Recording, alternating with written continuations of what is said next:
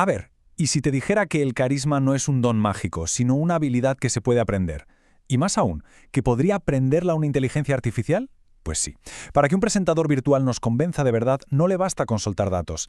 Tiene que dominar esos comportamientos que sin que nos demos cuenta nos hacen confiar en alguien. Hoy vamos a destripar la ciencia que hay detrás de ese magnetismo y a ver cómo, en teoría, se podría hasta programar. Fíjate en este número. 17 milisegundos. Es simple y llanamente el tiempo que tarda nuestro cerebro en decidir si confía en la persona que tiene delante. Es alucinante. O sea, antes de que hayamos procesado una sola palabra, ya hemos emitido un juicio. Esto nos demuestra algo fundamental. La primera impresión es casi 100% no verbal. Y para una IA que quiera presentarnos algo, este es su primer examen, y el más difícil. Y aquí llegamos a la eterna pregunta, la que ha vuelto locos a líderes y oradores desde siempre. La idea general es que el carisma es como tener los ojos de un color determinado. O lo tienes o no lo tienes. Pero ¿y si todo eso fuera un mito? Pues resulta que la psicología moderna nos da una respuesta pero que muy diferente. Y mucho más esperanzadora, la verdad. Venga, esta es la hoja de ruta que vamos a seguir. Primero, vamos a tirar por tierra ese mito del carisma. Después, nos meteremos de lleno en sus tres pilares científicos: la presencia, el poder y la cordialidad. Y para terminar, veremos por qué la clave de todo está en el equilibrio, en la mezcla perfecta de estos tres ingredientes, tanto para un humano como para una máquina.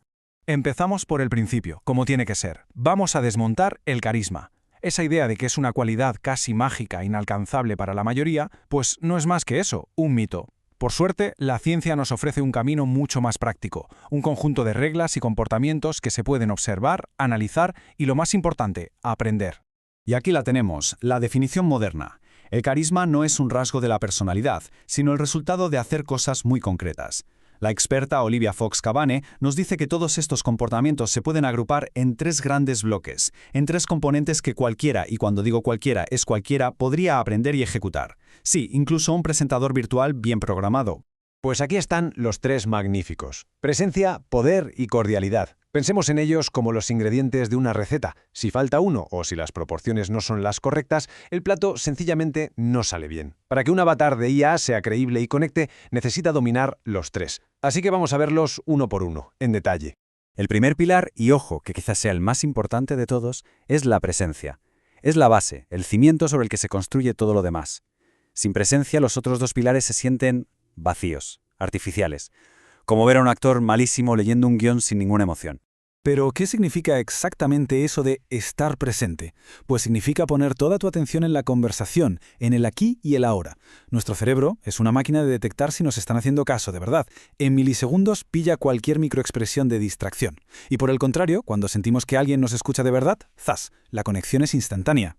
Y aquí va un truco que es brutalmente efectivo para proyectar esa presencia: la pausa de 2 segundos. Antes de responder, hay que detenerse. Solo 2 segundos. Esa pequeña pausa envía un mensaje potentísimo. Te he escuchado, estoy pensando en lo que has dicho, y mi respuesta no es un acto reflejo. Es lo que diferencia a quien reacciona de quien responde con autoridad. Pasamos al segundo pilar, el poder.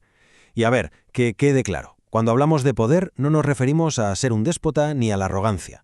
Hablamos de la percepción de capacidad, de seguridad en uno mismo, de la habilidad para influir. Es esa cualidad que hace que cuando alguien habla, el resto escuche. Para entender esto, hay un concepto que es muy visual y muy potente: el del gran gorila. Los estudios demuestran que las posturas expansivas, esas que ocupan más espacio, no solo hacen que los demás nos vean como alguien más poderoso, es que nos cambian por dentro. Nos suben las hormonas de la confianza y nos bajan las del estrés. No es solo cómo te ven, es cómo te sientes. El contraste es la clave aquí. Los gestos de alto estatus se basan en la calma y el control. Si pensamos en un líder seguro, sus movimientos son deliberados, medidos. Y en el otro lado tenemos los gestos de bajo estatus: el no parar quieto, asentir con la cabeza sin parar, estar encorvado. Todo eso comunica inseguridad, una necesidad de agradar. Pero claro, el poder no solo se ve, también se oye. Una voz carismática es una voz que transmite control. Hablar despacio, usar pausas para dar énfasis y, sobre todo, este truco es oro: bajar la entonación al final de las frases. Si el tono sube, suena a pregunta, a duda. Si baja, suena a afirmación, a certeza. Claro, aquí surge una pregunta importante. ¿Cómo se consigue proyectar todo este poder sin pasarse de frenada y acabar pareciendo un arrogante o alguien que intimida? Porque el poder por sí solo puede ser frío.